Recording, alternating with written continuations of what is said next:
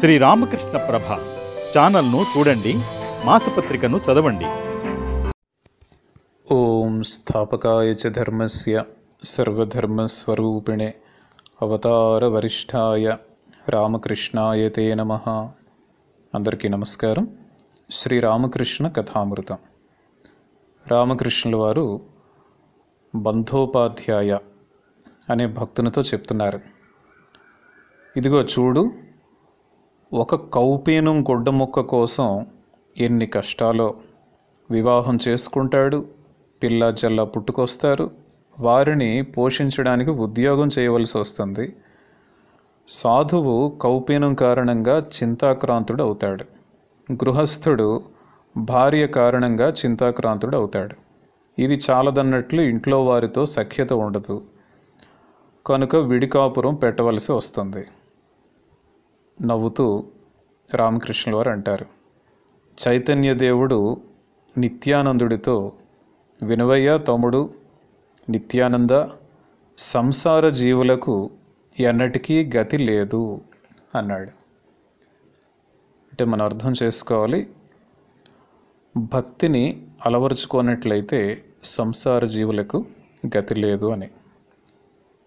భగవంతుని పైన భక్తిని పెంచుకోవాలి. ఇక్కడ రామకృష్ణుల వారు చెప్తున్నప్పుడు ఒక కౌపీనం గుడ్డ ముక్క కోసం అని ఎందుకు చెప్పారు అంటే, రామకృష్ణుల వారు తరచూ చెప్పే కథల్లో ఇదొకటి. ఒక సాధువుకు 2 కౌపీనాలు సొంతంగా ఉండేవి. ఒకరోజు దానిలో ఒకదాన్ని ఎలుక కొరికివేసింది. వాటిని ఎలుకల నుండి సంరక్షించడానికి అతడు ఒక పిల్లిని పెంచసాగాడు. ఆ పిల్లికి పాల కోసం ఒక ఆవును కూడా పెంచడం జరిగింది.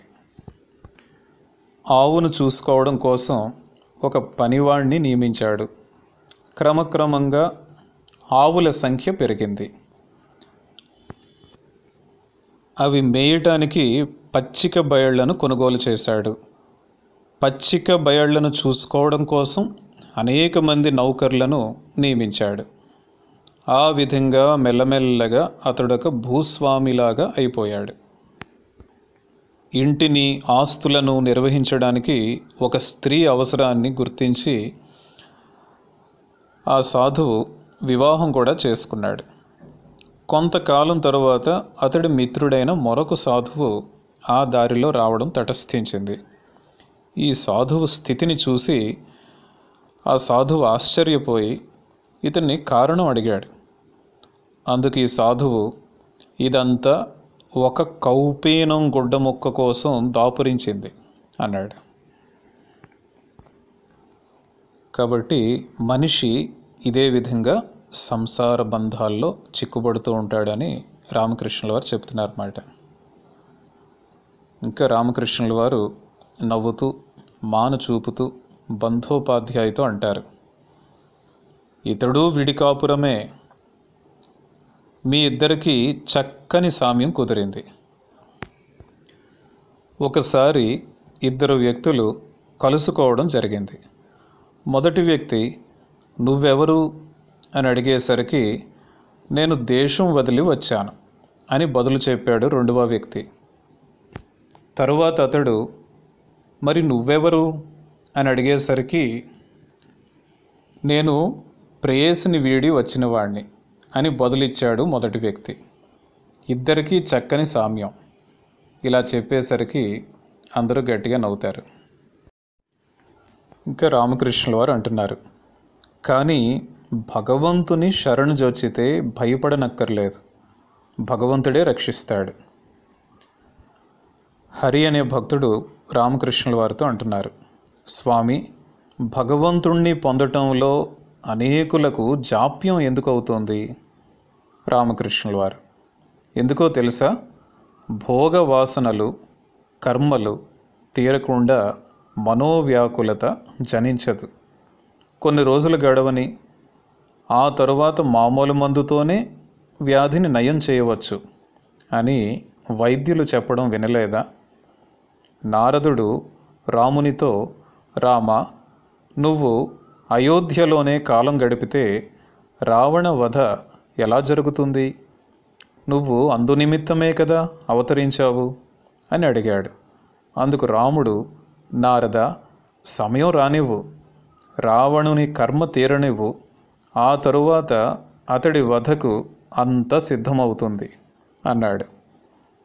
హరి అనే భక్తుడు, సంసారంలో ఇన్ని దుఃఖాలు ఎందుకున్నాయి? రామకృష్ణుల వారు, ఈ సంసారం భగవంతుని లీల, ఆటలాంటిది. ఈ లీలలో సుఖం దుఃఖం, పాపం పుణ్యం, జ్ఞానం అజ్ఞానం, మంచి చెడు అన్నీ ఉన్నాయి. దుఃఖం పాపం ఇత్యాదులు లేకుంటే లీల కొనసాగదు. దాగుడు మూతల ఆటలో తల్లిని తాకాలి, కానీ ఆట ప్రారంభంలోనే తాకడం ఆమెకు సంతుష్టిని కలిగించదు. ఈ ఆట కొంతసేపు కొనసాగాలి అనేదే తల్లి సంకల్పం.